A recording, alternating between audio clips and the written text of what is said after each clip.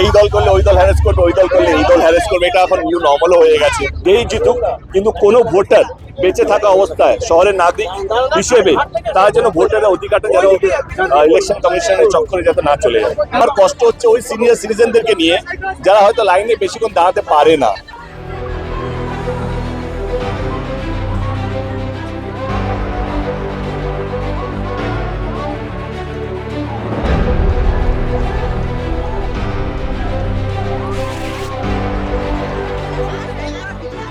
SIR শুনানি আবহে একের পর এক খ্যাতনামী মানুষজনকেও ডাকছে কমিশন।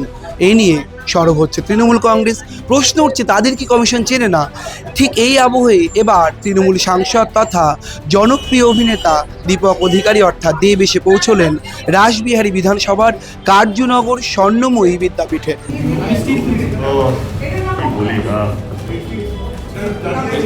আমাদের দেশটা হচ্ছে পৃথিবীর সবচেয়ে বড় ডেমোক্রেসি একটা দেশ। এইখানে নির্বাচন হচ্ছে শুধু একটা নির্বাচনের একটা উৎসব।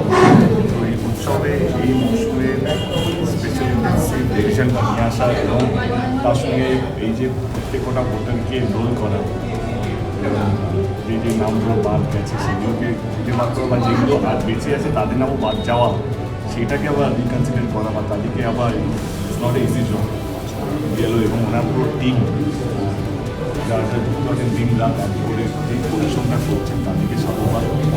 আর তোমাদের মাধ্যমে আমি ইলেকশন কমিশনকে একটুকু অনুরোধ করতে চাই, সাংসদ হিসেবে নয়, মানবিক মানুষ হিসেবে বা মানবিকতার কারণে সিনিয়র সিটিজেন যারা শরীর খারাপ বা যারা সিঁড়ি চড়তে পারে না বা যারা হাঁটতে পারে না বা তারা হয় না কি তারা ভয়ে আছে, একা থাকে কি কীভাবে এতগুলো লোক উঠায় যাবো, কি আমাকে গাইড করবে, কে গাইড করবে না, তাদের জন্য যদি বাড়িতে বসে যদি সুপারভাইজ করে যদি তাদের করা যায়। কারণ আমি জানি যে ভারতবর্ষে এমন একটা বৃহত্তম দেশ, ডেমোক্রেটিক দেশ, যেখানে এটা সহজ। ইলেকশন কমিশন হচ্ছে biggest head of entire world, মানে যেই ডেমোক্রেসি তারা লিড করছে সেটা সহজ নয়। সেই জন্যই আমি বললাম এইটা একটু দেখে একটু ভাববে।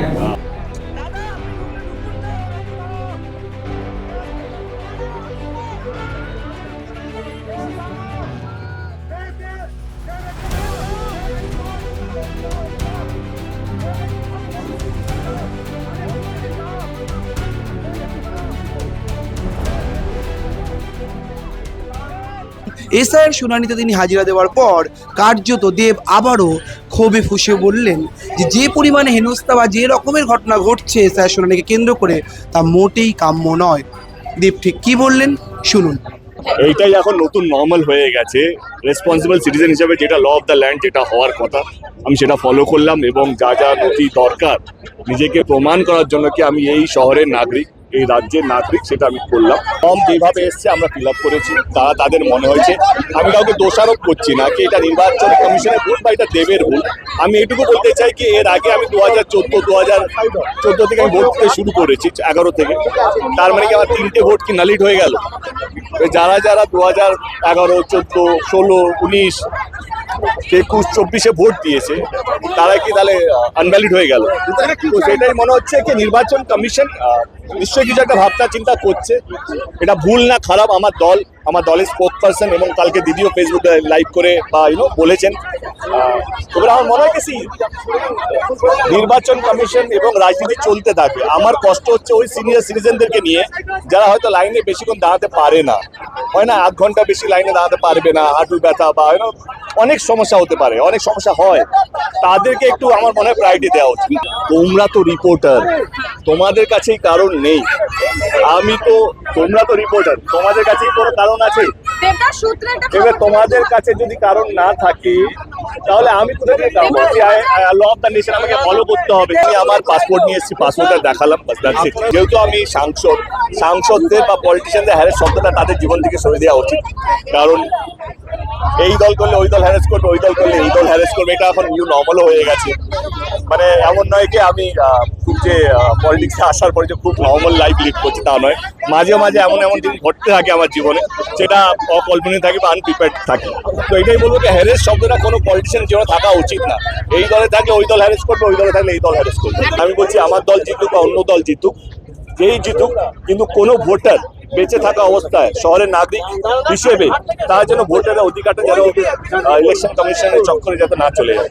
দেব অ্যাজ এ সাংসদ আমি চাই, আর আমি জানি আমার দল জিতবে। দেব অ্যাজ এ মানুষ, যখন আমি লাইনে দাঁড়িয়েছি আমি সাধারণ মানুষের কথা ভাবছি কে তাদের কোনো দায় নেই কে জিতবে, তারা যেন হ্যারেস না হয়।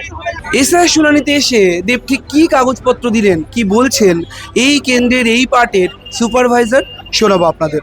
259 পার্টে রাসবিহারী, আমি ওই পার্টের সুপারভাইজার এবং ওই পার্টে বিএলও মুনমুন দত্ত এখানে এসে আমার জমা দিয়ে মানে দেবকে ডাকা হলো, কি কি ডকুমেন্ট তার কাছে দেখতে চাইলো? ওনারা যে প্রোজিনি এবং সেলফ দুটো কোশ্চেন নিচের দিকে যে কোশ্চেন সে লেখা হয়নি, তাই জন্য ওনাকে যেরকম ইলেকশন রুলস অনুযায়ী উনি এসেছিল, শুনানি কেন্দ্রে এসেছিল, সেখানে হিয়ারিং হয়েছে উনি ফেরত গেছেন।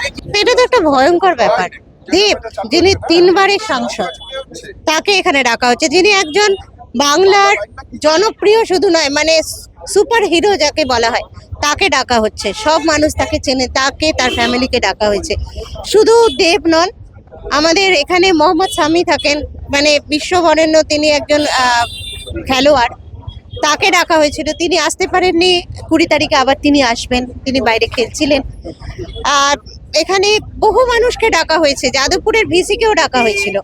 অর্থাৎ এই মানুষগুলোর এই যে সমাজে তাদের এত খ্যাতি, সমাজে তাদের এত নাম, তাদেরকেও কিন্তু এসআইআর প্রক্রিয়ায় ডাকা হচ্ছে। বহু মানুষকে আজকেও আপনারা দেখতে পাবেন, অনেকে আমি আগের দিনও দেখলাম যে ফ্লাইটে করে তারা বম্বেতে থাকে, সেখান থেকে তারা ফ্লাইটে করে চলে এসেছেন। তারা ভীষণ রাগারাগি করছিলেন যে এই ফ্লাইটের ভাড়াটা কে দেবে। একজন বৃদ্ধকে দেখলাম 92 বছর বয়স, তার ফ্যামিলি নিয়ে, মানে তিনি তো স্বাভাবিকভাবেই হাঁটাচলা করতে খুবই, 92 বছর বয়সটা অনেক, তিনি কিন্তু চলে এসেছেন। হ্যাঁ, নির্বাচন কমিশন বলছে যে বাড়িতে চলে যাবে বয়স্ক মানুষের, কিন্তু বয়স্ক মানুষরা সেই বাড়িতে যাবে সেই অপেক্ষাটা তারা করতে পারছে না। তারা তো বুঝতে পারছে না আদৌ বাড়িতে যাবে কি যাবে না, তারা ভয়ে চলে আসছে।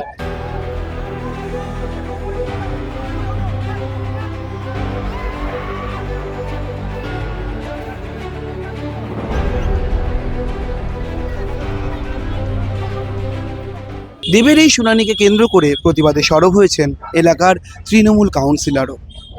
সব মিলিয়ে কার্যনগর স্কুলে দেবকে দেখার যেমন ভিড় দেখা গেল, তেমনই এসআইআর শুনানি আবহে প্রশ্নও তুলে দিলেন অভিনেতা সাংসদ দেব। ক্যামেরায় শুভজিৎ মুখোপাধ্যায়ের সঙ্গে রমেন দাসের রিপোর্ট, সংবাদ প্রতিদিন .in।